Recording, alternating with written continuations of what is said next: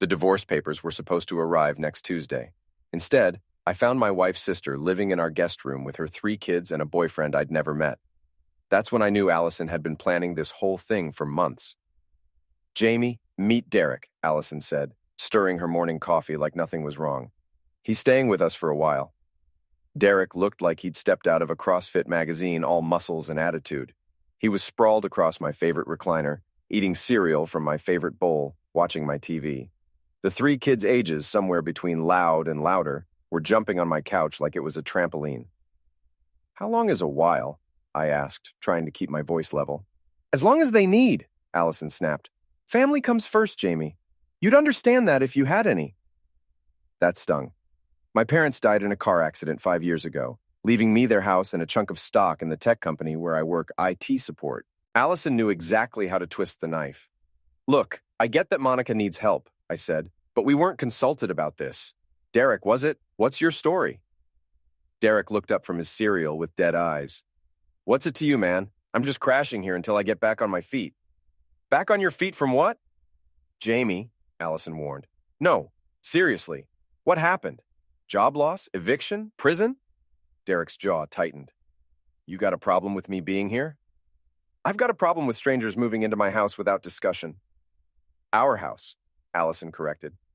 "And Derek isn't a stranger. He's Monica's boyfriend, which makes him family." Monica emerged from the bathroom, looking like she'd been crying. She was Allison's younger sister, same blonde hair, same manipulative streak, but with less polish and more desperation. "Thanks for letting us stay, Jamie," Monica said quietly. "I know it's not ideal. What happened to your apartment? Landlord sold the building. We had to be out by Friday." "That was 3 days ago. They'd been here all weekend while I was at a work conference in Boston. Allison had orchestrated this perfectly." "How long do you need?" I asked. Derek stood up, all 6-foot-something of him. "However long it takes, buddy. Unless you got a problem with that." The kids stopped jumping to watch the show. This was exactly what Allison wanted, me looking like the bad guy for not embracing her surprise house guests. "No problem," I said. "Just wondering about logistics.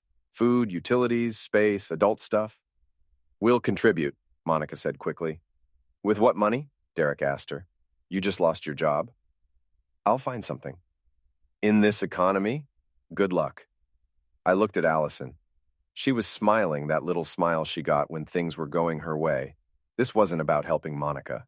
This was about pushing me out of my own house. "I need to get to work," I said. "Don't forget about the office party tonight," Allison called after me.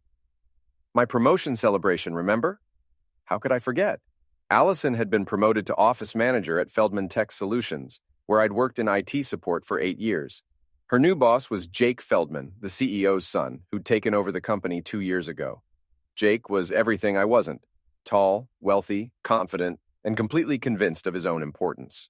The party was on the office rooftop, one of those corporate networking events where everyone pretended to have fun while jockeying for position.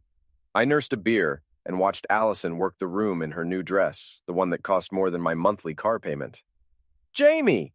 Jake appeared beside me, all white teeth and expensive cologne. "Great to see you, buddy. How's it treating you?" "Can't complain," I said. "Servers don't talk back." Jake laughed too loud. "That's what I love about you, Jamie. Always ready with a joke. Listen, I wanted to thank you personally for all your support with Allison's transition. She's going to be fantastic in her new role." "I'm sure she will be." "She tells me you two are thinking about upgrading the house? Maybe something with more space?" I hadn't heard anything about upgrading the house. News to me. "Oh." Jake's smile faltered. "Well, maybe she wanted it to be a surprise. You know how women are with their plans." Across the terrace, Allison was laughing with Monica and some other office wives. She caught my eye and raised her glass in a mock toast. "Jake," I said, "can I ask you something?" "Shoot." "How many late nights has Allison been putting in lately?" "Oh, you know how it is with new positions. Lots to learn, lots of catching up. She's been staying until 8, 9 o'clock most nights. Real dedication. I've been getting home at 6:30 every night for the past month. Allison's car was never in the driveway before 10. Where exactly has she been staying late? The office?" Jake's smile got tighter. "Well, sometimes we grab dinner to discuss strategy. Nothing fancy, just work stuff, you understand?" "Sure," I said. "Work stuff. Sally Martinez from reception appeared at my elbow. Jamie, there you are. I've been looking everywhere for you. Sally was in her 50s, had worked at the company since before Jake was born, and knew where all the bodies were buried. She also had a soft spot for me because I'd fixed her computer about 1,000 times over the years. What's up, Sally? She glanced at Jake, who was suddenly very interested in his phone. Can I talk to you privately? We walked to the other side of the terrace. Sally looked nervous. Jamie, I probably shouldn't be telling you this, but there's been talk. What kind of talk? About Allison and Jake? People have noticed they've been spending a lot of time together. And I mean a lot. My stomach dropped. Define a lot. Lunch meetings that run until 3, evening strategy sessions that go until midnight, weekend planning retreats at Jake's lake house. His lake house? Last weekend, while you were at that conference in Boston. The weekend Monica and Derek moved in. The weekend Allison said she was visiting her mother. Sally, are you sure about this? Honey, I've been watching office politics for 20 years. I know the signs. Jake appeared beside us again. Everything okay over here? Just fine, Sally said sweetly. I was telling Jamie about the new payroll system. Great, great. Jamie, I hate to break up the party, but I need to steal your wife for a few minutes. Board member wants to meet her. I watched Jake lead Allison away, his hand on the small of her back. She looked back at me once, and for a split second, I saw something in her eyes. Guilt, fear, or maybe just annoyance that I was still there. Jamie, Sally said quietly, be careful. The party wound down around 10. Allison was buzzed and giggly in the car, going on about how wonderful Jake was and how this promotion was going to change everything for us. Change everything how? More money, better connections, real opportunities. Jake thinks I have management potential beyond just office coordination. What kind of management? Regional oversight, maybe even corporate development. He's got big plans for the company expansion. And where do these big plans happen? More lake house retreats? Allison went quiet. What's that supposed to mean? Nothing. Just curious about your work schedule lately. My work schedule is fine, Jamie. Some of us are trying to build careers instead of just maintaining them. That was Allison's speak for, you're not ambitious enough. It was an old fight, one I'd stopped engaging in years ago. But tonight, with Derek sprawled in my living room and Jake's hand burned into my memory, I felt something shift. You're right, I said. Some of us are definitely building something. We got home to find Derek and the kids still awake, watching a movie that was definitely not appropriate for children. Monica was asleep on the couch, empty wine bottle on the coffee table. How was the party? Derek asked without looking away from the TV. Great, Allison said. Really great. Jake thinks I'm going to do amazing things with this position. Jake sounds like a smart guy, Derek said. When do I get to meet him? Soon, Allison said. He's having a barbecue next weekend. Family and friends. We're invited? I asked. Of course we're invited. You're my husband. The way she said it made it sound like a technicality. I went to bed that night listening to Derek's loud voice explaining the movie to the kids, Monica's snoring from the couch, and Allison humming in the shower. She was happy. Happier than she'd been in months. And that's when I knew for sure that my marriage was over. The next morning, I found Allison's phone charging on the kitchen counter. She was in the shower, Derek was making himself at home with my coffee, and the kids were destroying my living room. Monica was nowhere to be seen, probably sleeping off her wine hangover in my guest room. I'm not proud of what I did next, but I'm not sorry either. Allison had always been careless with her phone. Same 4-digit passcode for everything, 0827, our wedding anniversary. She used to joke that she had nothing to hide from me. Apparently, that had changed. The text messages were all there, starting about 6 weeks ago. Jake, great meeting today. Really enjoyed our discussion about market expansion. Allison, me too. Looking forward to continuing the conversation. Innocent enough, but then, Jake. Dinner tonight? I know a quiet place where we can talk strategy without interruption. Allison, perfect. What time? And later, Jake. Last night was incredible. Can't stop thinking about our conversation. Allison, same here. When can we meet again? By last week. Jake, missing you already. This weekend can't come fast enough. Allison, I told him I'm visiting my mother. We'll have the whole lake house to ourselves. Jake, bring that red dress, the one from the Christmas party. Allison, already packed, along with a few other surprises. I screenshot everything and emailed it to myself, then deleted the sent message and cleared the browser history. My hands were shaking, but my mind was crystal clear for the first time in months. "Morning, sunshine," Derek said when I walked into the kitchen. "Coffee's gone, by the way. Might want to pick some up on your way home." "Thanks for the heads up." "No problem. Hey, Allison mentioned you work at the same place as her new boss. That must be convenient." "Convenient isn't the word I'd use," Derek grinned. "Yeah, I bet. Working with your spouse can be tricky. My ex-wife and I tried it once. Didn't end well." "What happened?" "She was screwing the owner. Turns out Pillow Talk gives you a real advantage in performance reviews." The shower stopped running upstairs. Derek's grin got wider.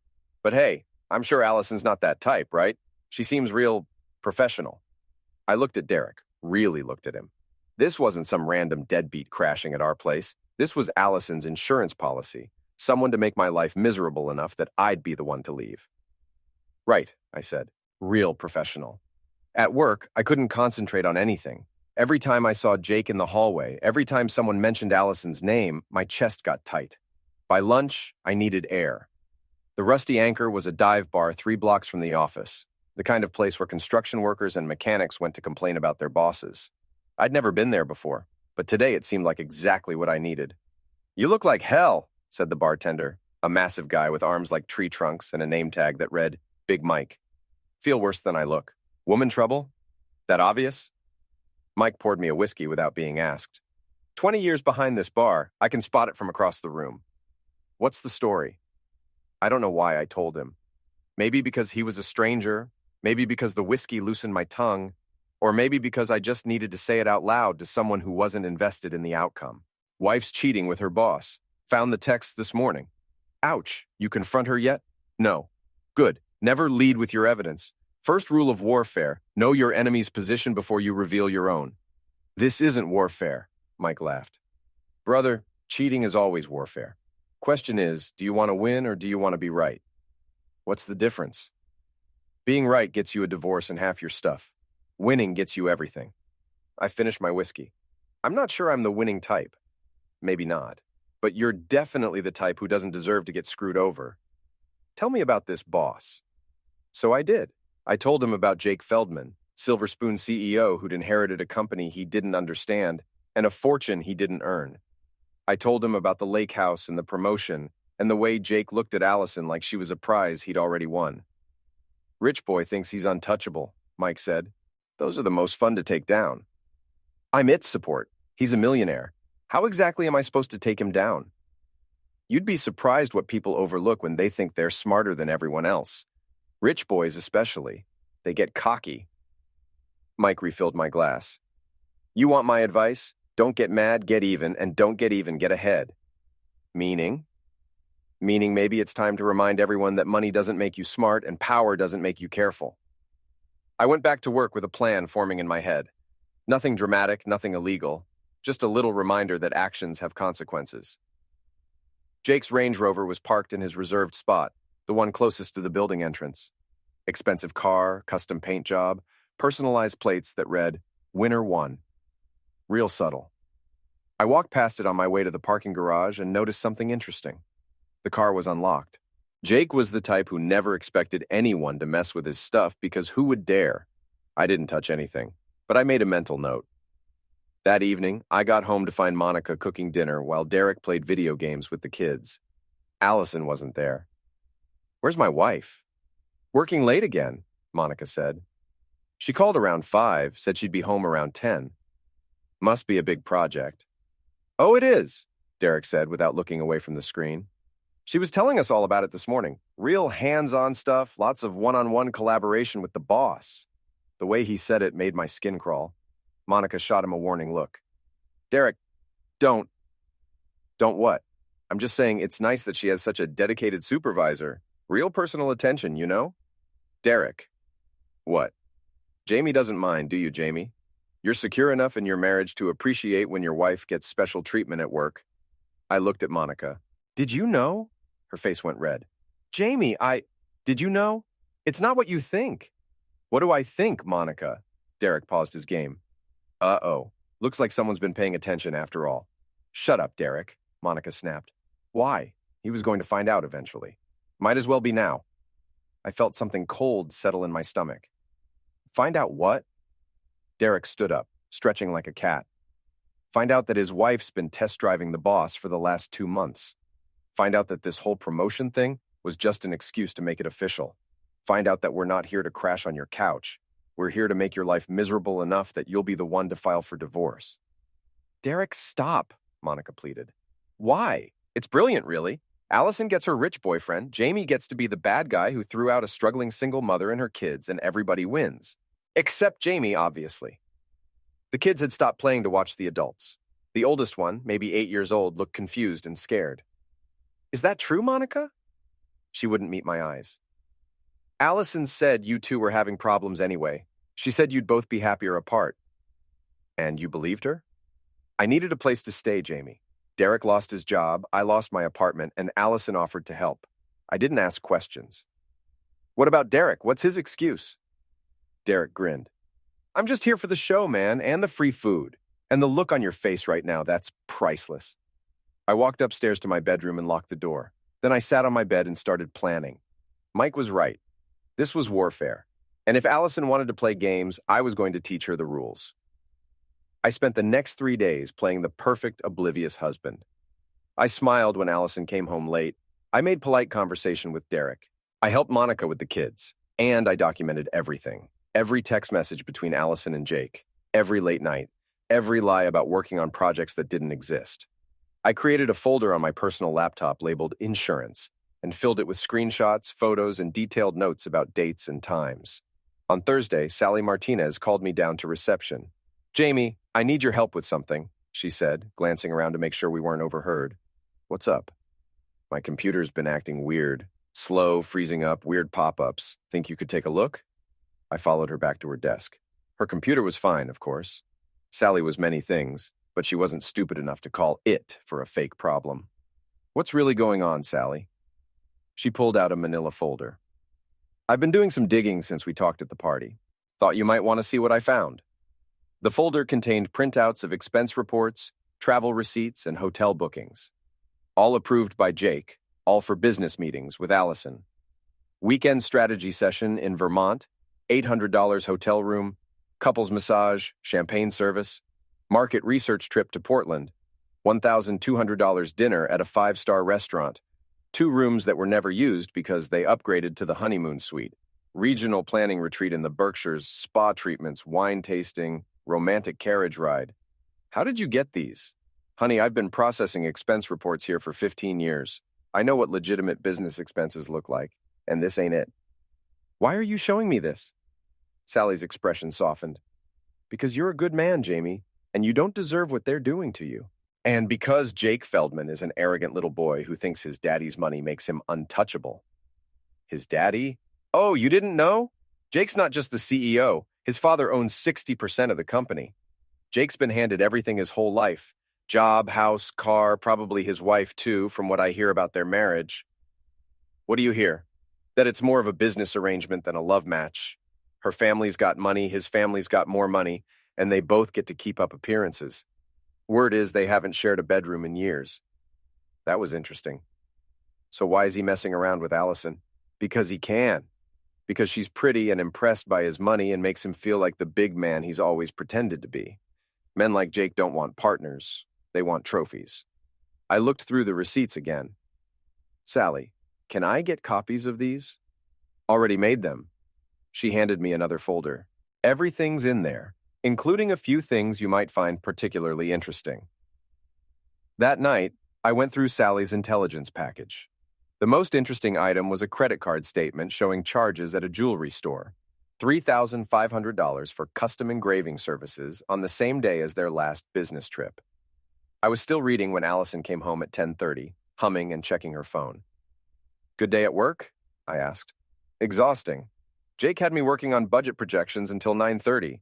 We ordered Chinese food and just powered through. Sounds intense. It was. But we made real progress. I think this quarterly report is going to impress the board. I nodded sympathetically. According to Sally's research, there was no quarterly report due for another 6 months. By the way, I said, I was thinking about what Derek said the other day, about us having problems. Allison froze. What about it? Well, he's not wrong, is he? We have been distant lately. I don't know what you mean. Come on, Allison. When's the last time we had dinner together? Just the two of us? We've both been busy. Right, your promotion, my projects. But maybe we should make more effort. What do you think about a weekend getaway? Just us? The panic in her eyes was almost comical. This weekend? Why not? I can't this weekend. Jake scheduled a planning retreat, all the department heads. Next weekend, then? I'll have to check my schedule. Of course. Wouldn't want to interfere with work. I kissed her forehead and went upstairs, leaving her standing in the kitchen with her phone in her hand. Within 5 minutes, I heard her whispering urgently to someone, probably Jake, warning him that I was getting suspicious. Good, let them worry. Friday morning, I put the next phase of my plan into action. I called in sick to work, waited until Allison left for her early meeting, then drove to Jake's neighborhood. Jake lived in a McMansion in the most expensive part of town, the kind of place with a circular driveway, fountain, and enough marble to build a small cathedral. His Range Rover was parked outside, along with a red BMW that I recognized as Allison's car. I parked down the street and waited. At 9:30, they came out together. Jake was in a golf outfit. Allison was wearing the sundress she'd bought for our anniversary last year. They were laughing about something, completely relaxed and comfortable with each other. They got in Jake's car and drove off. I waited 10 more minutes, then walked up to the house. The front door was locked, but the side gate to the backyard was open. I'm not proud of what I did next, but I'm not sorry either. Sometimes you have to break a few rules to find the truth. Jake's garage was unlocked. Inside, along with his collection of expensive toys, I found exactly what I was looking for. Evidence. Not just evidence of the affair, but evidence of Jake's character. There was a workbench covered with receipts, business cards, and personal notes, including a handwritten list titled Allison Project, with items like promotion, done, separate from husband in progress, divorce settlement, minimize his take, prenup for us, dad's lawyer, house, sell his, move to mine, timeline, Christmas divorce, spring wedding. At the bottom, in Jake's handwriting, make sure she understands this is business first, romance second. Can't afford another emotional mess like with Rebecca. I took pictures of everything, then noticed something else. A small camera mounted in the corner of the garage pointed at the workbench. Jake was paranoid enough to monitor his own space, which meant he was paranoid enough to make mistakes. I found the camera's memory card and pocketed it. If Jake was documenting his own schemes, I wanted copies. On my way out, I did one more thing. I opened the hood of Jake's Range Rover and loosened a few connections. Nothing dangerous, just enough to make the car unreliable. Rich boys hate it when their toys don't work. That evening, Allison came home in a taxi. Car trouble? I asked innocently. Jake's car broke down at the golf course. Had to call a tow truck. Completely ruined our business meeting. That's terrible. What kind of business meeting requires golf? Team building. You wouldn't understand. Probably not. I'm more of a bowling alley type. Derek looked up from his video game. Golf, huh? Fancy. What's the dress code for business golf? Sundresses? Allison shot him a look that could melt steel. I'm going to take a shower. After she went upstairs, Derek grinned at me. You know, Jamie, for a guy who's getting played, you're taking this pretty well. Maybe I'm not getting played. Oh, you're definitely getting played. Question is, what are you going to do about it? I looked at Derek. Really looked at him. Despite being an obvious deadbeat, he wasn't stupid. And he wasn't really loyal to Allison either. He was just along for the ride. Derek, can I ask you something? Shoot. What's your angle here? Really? Derek paused his game. You want the truth? I want the truth. Allison promised Monica that if we help break up your marriage, she'd help us get back on our feet. New apartment, job connections, maybe even some cash to get started. And you believed her? Hell no. But Monica did. And Monica's got my kids half the time, so I go along with it. Plus, free rent and food while I figure out my next move. What if I made you a better offer? Derek's eyes got interested. What kind of offer? Help me instead of her. Real help, not just passive-aggressive bullcrap. In exchange, I'll give you first month's rent and deposit on a new place, plus a job reference. What kind of help? I smiled. The kind that makes sure everyone gets what they really deserve. Derek thought about it for maybe 10 seconds. When do we start? Derek turned out to be a surprisingly good ally. He had the moral flexibility of a career criminal and the observational skills of someone who'd spent years reading people for survival. More importantly, he had access to Allison's conversations with Monica which meant he knew things I didn't. She's planning to file for divorce right after Christmas, Derek told me over coffee Saturday morning. Wants to make it look like the holidays made her realize how unhappy she was. Real dramatic timing. What about the house? She thinks she's entitled to half, plus alimony since you make more money. Except she doesn't know about your stock options, does she? No, I never told her about my inheritance. Smart. Monica mentioned that Jake's got his daddy's lawyer lined up to make sure Allison doesn't get too greedy in the settlement. Apparently, Jake's been through this before. Before? Had an affair with a married employee about 3 years ago. Woman named Rebecca something. She left her husband, Jake promised to marry her, then dumped her when his daddy threatened to cut him off. She sued for breach of promise, got a nice settlement to keep quiet. This was getting better and better. How do you know all this? Monica talks when she drinks, and she's been drinking a lot lately. Guilty conscience, I think. She really does feel bad about screwing you over. Not bad enough to stop. No, but bad enough to be sloppy. She left her laptop open yesterday and I saw some interesting emails. Derek showed me screenshots he'd taken with his phone. Emails between Monica and Allison discussing Project Jamie, their code name for destroying my marriage. The emails laid out their timeline, their strategy, and their backup plans if I got suspicious too early. Look at this one, Derek said, pointing to a message from 3 weeks ago. Monica. He's starting to ask questions about your schedule. Maybe we should slow down. Allison. No way. Jake wants this settled before the holidays. Says his father is putting pressure on him to clean up his personal life. Monica. What if Jamie fights the divorce? Allison. He won't. He's too nice and too guilty about throwing out a struggling single mother. That's why you and Derek are so perfect for this. Monica. I still feel terrible about lying to him. Allison. Feel terrible with a roof over your head and food in your kids' stomachs. Jamie will be fine. He'll probably be happier without me anyway. Charming, I said. What else? This morning's email is the best one. Derek pulled up another screenshot. Allison. Jake's getting impatient. He wants to make our relationship official by New Year's. Can you escalate things with Derek? Make Jamie more uncomfortable? Monica. How? Allison. Have Derek be more aggressive about taking over the house, use the master bathroom, eat Jamie's food, invite friends over. Make it clear that Jamie's not welcome in his own home. Monica. That seems cruel. Allison. It's business, Monica.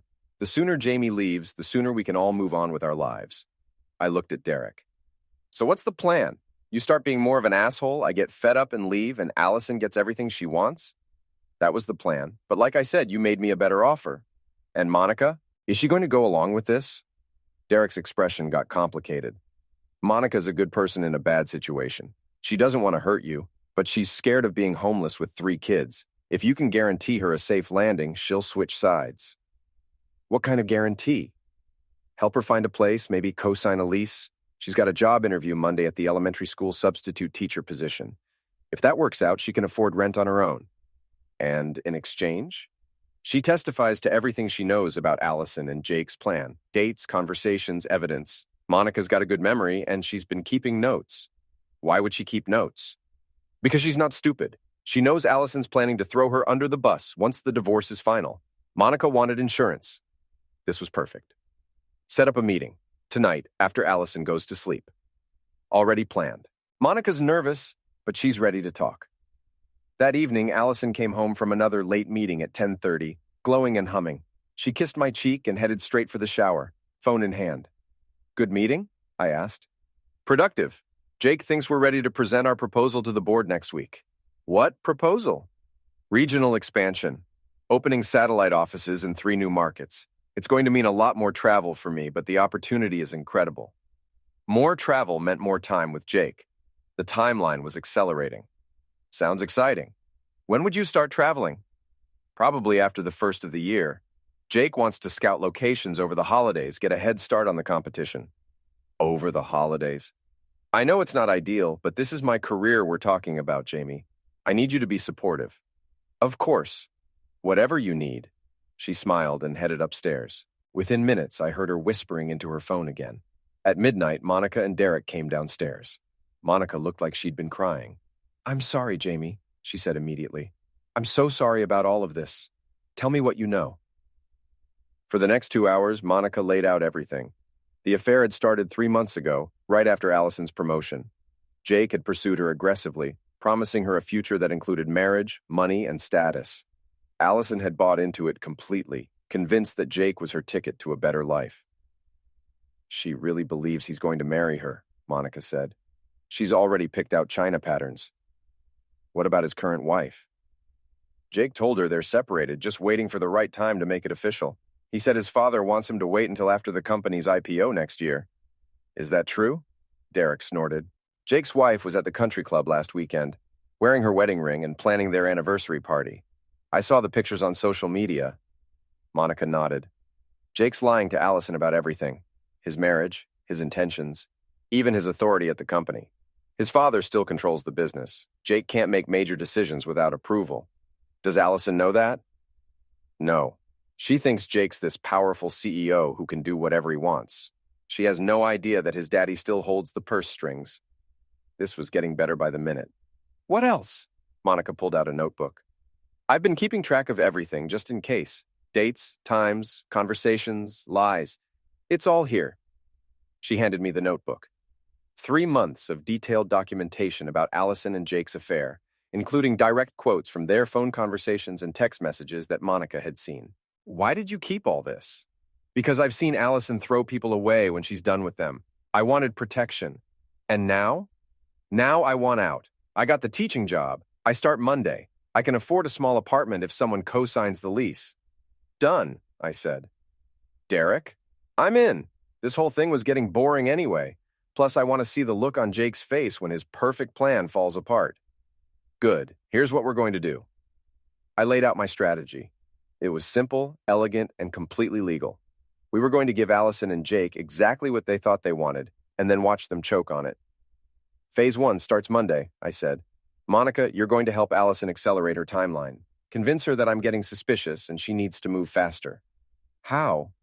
Tell her you overheard me on the phone with a lawyer. Make her think I'm planning to file for divorce first. That'll panic her. Exactly. Panicked people make mistakes. What about me? Derek asked. You're going to help me document everything. Every meeting, every lie, every promise Jake makes that he can't keep. We're building a case. What kind of case? I smiled. The kind that ruins reputations and destroys careers. Jake thinks he's untouchable because of his daddy's money. Let's test that theory. Monica looked nervous. Jamie, I don't want anyone to get hurt. No one's going to get hurt, Monica. They're just going to get exactly what they deserve. Monday morning, I watched from my office as Monica put phase 1 into motion. She called Allison at work, loud enough for several people to overhear. Allison, I think Jamie knows something. I heard him on the phone last night with someone about lawyers and divorce papers. He sounded angry. From my desk, I could see Allison's face through her office window. She went white, then red, then grabbed her purse and headed straight for Jake's office. Sally Martinez appeared at my cubicle 5 minutes later. Whatever you're doing, it's working. Jake just canceled all his meetings and locked his door. Allison's been in there for 20 minutes. Interesting. Honey, I don't know what your plan is, but be careful. Men like Jake don't like being cornered. Don't worry, Sally. I'm not cornering him. I'm giving him exactly what he wants. That afternoon, Allison came home early for the first time in months. She was agitated, pacing around the kitchen while Monica pretended to cook dinner. Jamie, we need to talk. Sure, what's up? I think we should consider counseling. This was perfect. Counseling? For our marriage. I know we've been distant lately, and I want to work on that. What brought this on? I don't want us to give up without trying. We've been together for 8 years. That has to count for something. Derek walked into the kitchen, grabbed a beer from my refrigerator, and sat down to watch the show. I think counseling is a great idea, I said. When do you want to start?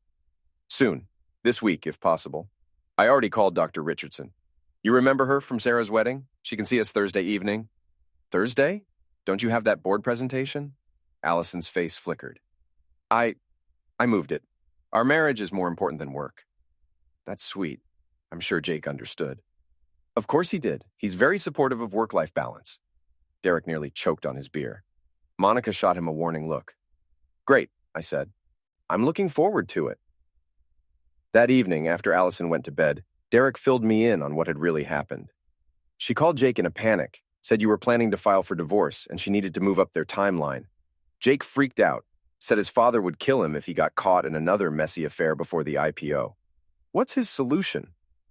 He wants her to stall you until after the holidays, then file for divorce herself. Make it look like a mutual decision instead of her running off with her boss. And the counseling? Jake's idea. He thinks if she goes to a few sessions, it'll look like she tried to save the marriage. Better optics for when she leaves you for him. Except she's not leaving me for him. Derek grinned. Except she doesn't know that yet. Wednesday evening, I put phase 2 into motion. I called Jake's office after hours, knowing he'd be there late. Jake, it's Jamie Kearney. Do you have a minute? Jamie, of course, buddy. What's up? I wanted to thank you for being so understanding about Allison's schedule lately. I know she's been putting in a lot of extra hours. No problem at all. She's a real asset to the team. I also wanted to ask you a favor. Man to man. Jake's voice got cautious. What kind of favor? Allison and I are going through a rough patch. We're starting counseling tomorrow night. I was hoping you could give her some time off to focus on our marriage. Silence on the other end of the line. Jake, you there? Yeah, I'm here. That's great that you guys are working on things. I hope so. I love my wife, Jake. I'll do whatever it takes to save our marriage. Of course, absolutely. I'll make sure Allison has all the time she needs. Thanks. Oh, and Jake, if there's ever anything I can do for you, just let me know. I believe in supporting the people who support my family. Another long pause. Sure, Jamie, I'll keep that in mind. I hung up and immediately called Derek. How'd it go? Perfect. Jake's going to be sweating bullets until Thursday night. What happens Thursday night? Allison's going to find out that her Prince Charming isn't quite as committed as she thought. Thursday evening, Allison and I sat in Dr. Richardson's office, pretending to work on our marriage. Allison was nervous, checking her phone every few minutes. Allison, Dr. Richardson said, you seem distracted. Is there something specific you'd like to discuss? I guess I'm just worried that we've grown apart. Jamie and I want different things now. What kinds of things? I'm ambitious. I want to travel, experience new things, meet new people. Jamie's content to stay in the same job, same house, same routine forever. Jamie, how do you feel about that? I looked at Allison, sitting there in her expensive dress, talking about wanting to experience new things with another man's credit card. I think Allison's right. We do want different things. The question is whether we can find a middle ground. What would middle ground look like to you? Honesty, I said. Complete honesty about what we both want and need. Allison's phone buzzed. She glanced at it and her face went pale. Everything okay? Dr. Richardson asked. Yes, sorry, work emergency. But I could see the text message from where I was sitting. It was from Jake. Can't do this anymore. Father found out about us. Need to talk ASAP. Allison excused herself to use the bathroom. While she was gone, Dr. Richardson leaned forward. Jamie, I have to ask, is there something else going on here? Allison seems more anxious than someone who's just worried about growing apart from her spouse. There might be, I said, but I think we're about to find out. Allison came back looking like she'd seen a ghost. She made it through the rest of the session on autopilot, agreeing to homework assignments and scheduling follow-up appointments that we both knew would never happen. In the car, she was silent until we were almost home. Jamie, I need to tell you something. What's that? I've been having feelings for someone else. Here we go. Oh, it's not physical, it's just emotional. But I think I need to explore what it means. Who is it? Does it matter? It matters to me. She took a deep breath. It's Jake. I pulled into our driveway and turned off the engine. Jake Feldman? Your boss? Yes. How long? The feelings? A few months. But nothing's happened, I swear. Lie number 1. What do you want to do about it? I think I need some space to figure out what I really want. Space, meaning? Maybe I should stay somewhere else for a while, just until I sort out my feelings. Where would you stay? Monica found an apartment. I could crash there. Lie number 2. Monica was moving into her own place tomorrow, and she'd already told me that Allison had never asked to stay with her. If that's what you need, I said. You're not angry? I'm disappointed. But if you need space to figure things out, I'd rather you be honest about it than sneak around. The guilt on her face was almost comical. Thank you for understanding. When would you want to leave? This weekend. I could pack while you're at work tomorrow. Okay.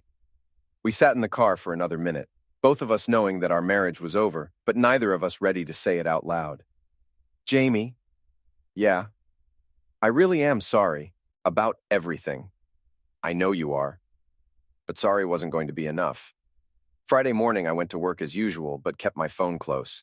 Derek was tracking Allison's movements, and Monica was ready to provide testimony about everything she'd witnessed. At 10 a.m., Derek texted me. She's at Jake's house, brought 2 suitcases. At 10:30, Jake's car is in the driveway. Looks like they're having a serious conversation. At 11, Allison just came out crying. She's sitting in her car. At 11:15, Jake came out. They argued in the driveway. Neighbors are watching. She drove off. At noon, Allison called me at work. Jamie, can we meet for lunch? Sure. Everything okay? Not really. Can you come home? I found her in our kitchen, red-eyed and shaking. Her suitcases were by the front door, but she hadn't left. What happened? Jake. Jake says he can't leave his wife. His father threatened to cut him off if he gets involved in another scandal. Another scandal? Apparently, this isn't his first affair with an employee. His father's tired of paying settlements to keep women quiet. I sat down across from her. I'm sorry, Allison. Are you? Are you really sorry? I'm sorry you're hurt. I'm not sorry that our marriage might have a chance. She looked at me with something that might have been hope. Do you think it does? Have a chance? I don't know. We'd have to start over completely. New rules, total honesty, couples therapy for real this time. I'd be willing to try. Even if it means giving up Jake? Jake was never really an option. I see that now. I reached across the table and took her hand. Allison, there's something I need to tell you. What? I know about the affair. I've known for weeks. She went white. How? Your phone. The text messages, the hotel receipts, the weekend trips. I know everything. Jamie, let me finish. I also know about the plan with Monica and Derek. The timeline for divorce, the strategy to make me leave, all of it. She pulled her hand away. You know about that? Monica told me she felt guilty about lying to me. Where is Monica? Moving into her own apartment, I co-signed her lease. Allison's face went through several emotions, confusion, betrayal, and finally anger. You turned my sister against me? I helped your sister get out of a situation she never wanted to be in. She was using me, but she didn't want to hurt me. And Derek? Derek never cared about you or your plan. He just wanted free rent and food. Allison stood up, pacing around the kitchen. So you've known everything this whole time? The therapy, the counseling session, the conversation in the car, that was all an act? No, I meant what I said about giving our marriage another chance. But only if you're willing to be completely honest about everything. What do you want to know? Start with Jake. How long has it been physical? She closed her eyes. 2 months. Where? Hotels, mostly. His lake house a few times.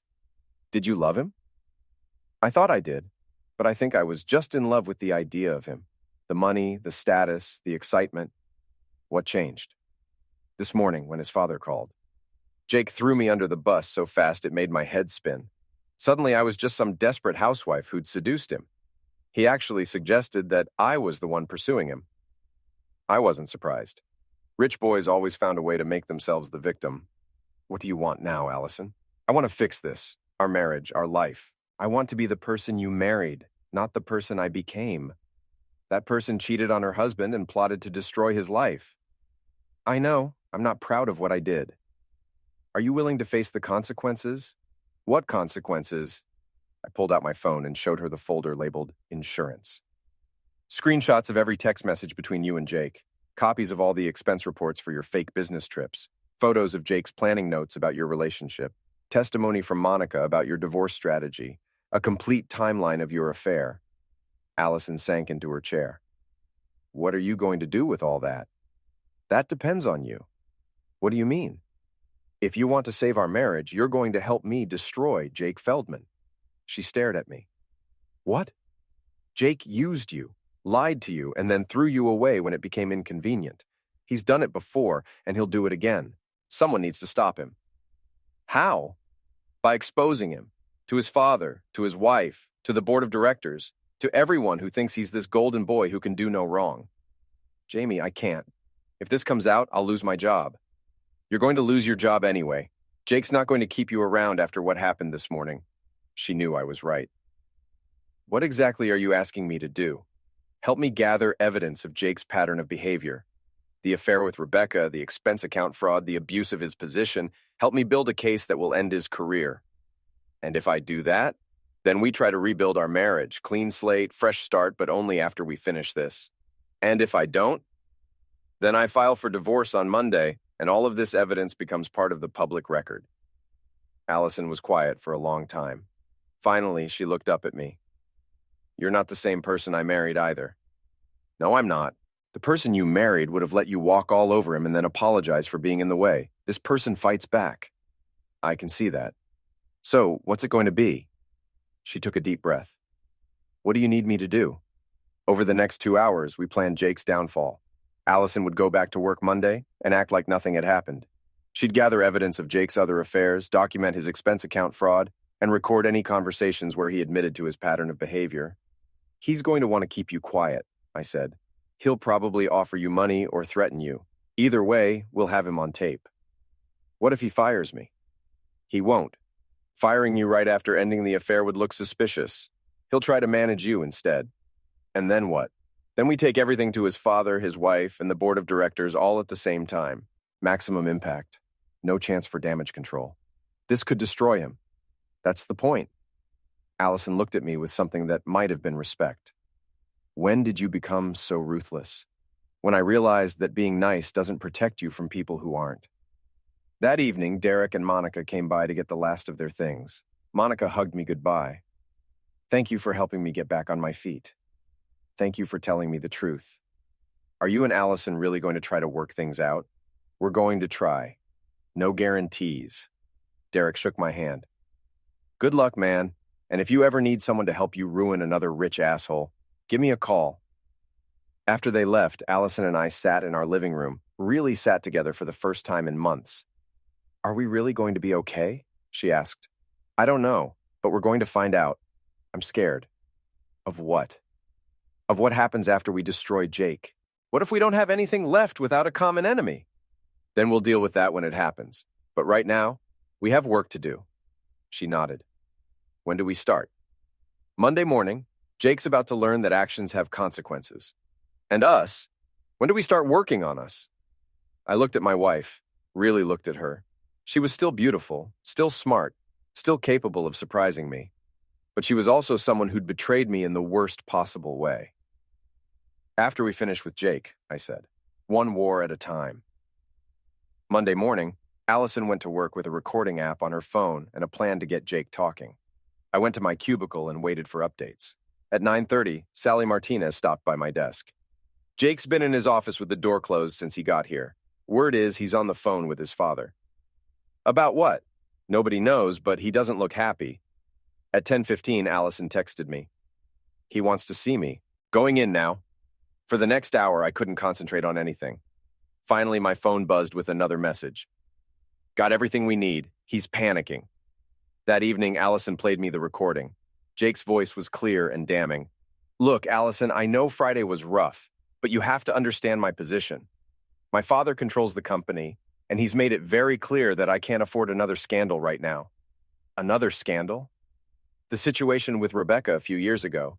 It cost the company a lot of money to make that go away. What happened with Rebecca? Same thing that almost happened with us. Office affair, promises I couldn't keep, messy ending. But Rebecca was vindictive. She threatened to go public unless we paid her off. How much? $200,000, plus a glowing reference and a confidentiality agreement. My father was furious. And you think I'd do the same thing? I think you're smart enough to know that fighting this won't benefit anyone. Look, I can't marry you, but I can make sure you're taken care of. What does that mean? A promotion, a raise, maybe a transfer to our California office if you want a fresh start. All you have to do is keep quiet about what happened between us. And if I don't? Allison, you don't want to go down that road. The company has lawyers, resources, ways of making problems disappear. Rebecca learned that the hard way. Are you threatening me? I'm offering you a way out of this that benefits everyone. Take it. The recording was perfect. Jake had admitted to the previous affair, the payoff, and was now attempting to bribe or threaten Allison into silence. It was everything we needed. There's more, Allison said, fast-forwarding the recording. Listen to this part. Jake's voice again. The truth is, Allison, I never intended for this to go as far as it did. You're a beautiful woman, and I enjoyed our time together, but I have responsibilities. My wife, my kids, the company, they all come first. So I was just entertainment? You were a distraction from a very stressful time in my life. A pleasant distraction, but still just a distraction. A distraction. Don't take it personally, it's just business. I turned off the recording. Just business. He actually said that. After 3 months of telling me he loved me, that he wanted to build a life with me, that I was the most important thing in his world. How do you feel? Humiliated, angry, stupid for believing him. Good. Channel that anger. We're going to need it. The next morning, I called Jake's father's office and requested a meeting.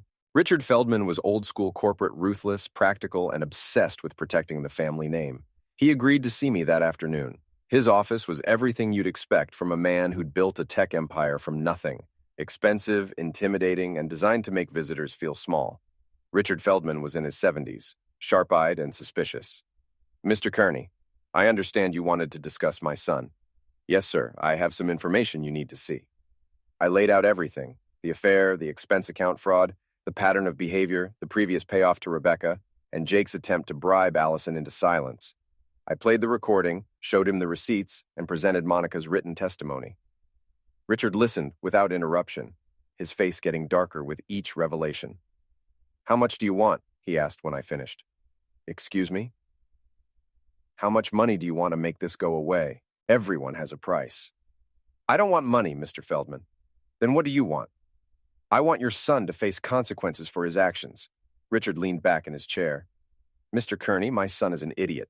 He always has been, but he's my idiot, and this company is his inheritance. I'm not going to destroy that over an office affair.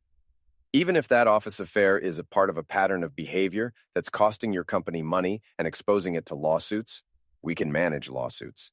Can you manage bad publicity? Because if Jake doesn't face consequences, this information is going to become very public very quickly.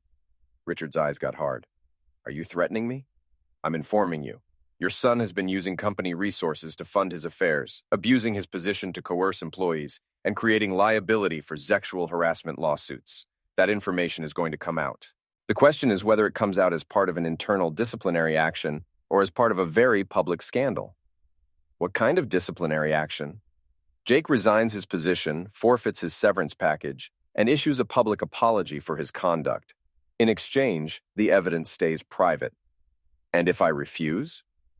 Then tomorrow morning, copies of everything I showed you go to the local newspaper, the business journal, your biggest clients, and every employee in the company. Your son becomes the poster boy for executive misconduct, and your company becomes synonymous with sexual harassment. Richard was quiet for a long time, studying me like I was a particularly interesting bug. You know, Mr. Kearney, in 40 years of business, I've met very few people who couldn't be bought or intimidated. You're either very principled or very stupid. Maybe both. Jake is my only son. This company is his birthright. Then maybe you should have raised him better. Richard's face flushed, but he didn't explode. Instead, he picked up his phone. Jake, come to my office. Now. 5 minutes later, Jake walked in looking confused and slightly annoyed. When he saw me, his face went white. Dad, what's going on? Sit down, son. We need to talk. For the next hour, Richard systematically destroyed his son. He played the recording, showed him the evidence, and explained exactly how much money Jake's behavior had cost the company. Jake tried to deny it, then minimize it, then blame everyone else. This is all Allison's fault, Jake said finally. She pursued me, she seduced me, she's trying to blackmail me now that it's over. Is that so? Richard asked. He pressed play on another recording, one I'd made of my conversation with Jake the previous week. Jake's voice filled the room. Look, Dad, I know you're upset about the Allison situation, but it's handled. She's not going to be a problem. How can you be sure? Because I've got leverage. She committed expense account fraud, falsified business reports, used company resources for personal gain. If she tries to cause trouble, I'll have her arrested. You approved those expenses. I approved legitimate business expenses. If she misused them for personal purposes, that's on her. Richard turned off the recording. So, Jake, which is it? Did she seduce you, or did you manipulate her into committing fraud? Jake's mouth opened and closed like a fish. That's not... You don't understand. I understand perfectly. You're a liar, a cheat, and a coward, and you're no longer employed by this company. Dad, you can't. I can and I am. You have 1 hour to clean out your office. Security will escort you from the building. This is my company. This is my company. You just work here, or rather, you used to work here. Jake turned to me, his face twisted with rage. You son of a witch. You planned this whole thing. I didn't plan anything, Jake. I just documented what you did. I'll sue you. I'll destroy you. With what money? You just lost your job, remember? Richard stood up. Jake, get out. Now. Before I change my mind about keeping this quiet. Jake looked at his father, then at me, then back at his father. For a moment, I thought he might actually swing at someone. Instead, he turned and walked out, slamming the door behind him. Richard and I sat in silence for a few minutes. Satisfied? He asked finally. It's a start. What happens now? Now Jake learns to live without Daddy's money protecting him from his mistakes. And your wife? That's between her and me. Richard nodded. For what it's worth, Mr. Kearney, you handled this better than most people would have. Jake got off easy. Maybe. But he'll think about it every time he applies for a job and has to explain why he left his last position. Assuming I give him a bad reference. Assuming you give him an honest reference. Richard almost smiled. Touché. That evening, Allison and I sat in our kitchen, sharing a bottle of wine and processing what had happened. It's really over? She asked. Jake's career is over. Our marriage, that's still up to us. Do you think we can make it work? I think we can try, but things are going to be different. How different? Complete transparency. No secrets, no lies, no hidden agendas. If you're unhappy, we talk about it. If you're tempted by someone else, we deal with it together. If you want out, you say so instead of scheming behind my back. And you? What changes for you? I stop being the nice guy who lets people walk all over him. I start standing up for myself and for us. I liked the nice guy. The nice guy got cheated on and almost lost everything. This guy fights back. Allison was quiet for a moment. I'm sorry, Jamie, for all of it. I know you are. Do you forgive me? I'm working on it. How long will that take? I don't know, but I'm willing to find out if you are. She reached across the table and took my hand. I am. 3 weeks later, Jake's resignation was announced in the local business journal. The official reason was pursuing new opportunities, but everyone in town knew the truth. Sally Martinez made sure of that. Jake's wife filed for divorce 2 days after he lost his job. Apparently, losing the family money was the last straw in a marriage that had been held together by financial convenience. Monica got her teaching job and moved into a small apartment across town. Derek found work at a construction company and his own place. They sent us a Christmas card thanking us for helping them get back on their feet. Allison and I started couples therapy for real this time. It was hard work, painful and exhausting, but we were both committed to the process. Some days were better than others. 6 months later, we were still married, still working on it, still taking it one day at a time. The house felt different now, smaller somehow, but more honest. We talked more, fought more, and slowly started to trust each other again. I never saw Jake again, but I heard he moved to Florida and took a job selling insurance. His father cut him off completely, leaving his entire estate to charity. Jake's ex-wife got the house, the cars, and half of everything else. As for me, I got a promotion at work, senior IT manager, with a raise in my own office. Turns out, taking down the boss's son impressed the old man more than I'd expected. Richard Feldman respected people who fought back. But the best part was coming home every evening to a wife who was actually glad to see me, who asked about my day and meant it, who was working as hard as I was to rebuild what we'd almost lost. It wasn't the same marriage we'd had before. It was better, more honest, more equal, more real. We'd both learned that love without respect is just sentiment, and respect without trust is just politeness. We had both now, hard-earned and carefully maintained. And Jake Feldman? Well, Jake learned that actions have consequences, and that Daddy's money can't protect you from everything. Some lessons are worth learning the hard way.